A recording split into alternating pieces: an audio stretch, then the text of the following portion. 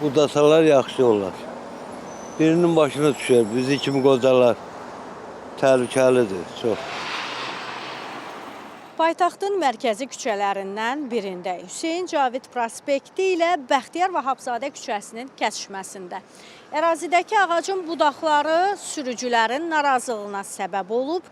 Çünki yolun hərəkət hissəsinə doğru əyilən budaqlar avtomobillərin hərəkətinə maneə yaradır. Sağ zolaqda hərəkət edən sürücülər qəfil digər zolağa keçməyə məcbur olurlar. Mən deyərdim, hətta burada nəinki sürücülərə, avtomobillərə, eləcə də piyadaların da hərəkətinə maneə yarada bilir bu budaqlar. Maşın keçəndə maşınlar əzilir, əsas avtobusdur. Bunu maşın dəydi, əyildi, gəldilər, baxdılar, kəsmədilər. Nə qədər qəza olur, oradan maşınlar gələndə bu yarpaqlar elə ki, cəmaatın gəliş gedişinə maneçiliyi var.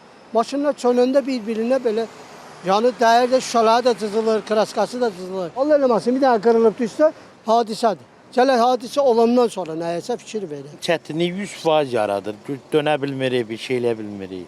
Allah köməyiniz olsun, çəksin. Bunu kəsmək lazımdır, kəsən yoxdur, maraqlanan yoxdur. Görürsünüz ki, yük aparsam dəyəcək. Belə ağaçlar çoxdur başıda, qəza törədirik. Bir sürücü kimi bu ağacın budaqları sizə maneə yaradırmı? Vaxtdakı znaklar görsənmir ona görə. Mən də kəsilsə yaxşı olar. Yəni, svetoforu görmək çətinləşir. Çəkiliş apardığımız zaman Bakı Şəhər Yaşıllaşdırma Təsərrüfatı Birliyinin əməkdaşları yaranmış vəziyyətlə əlaqədar əraziyə gəldilər.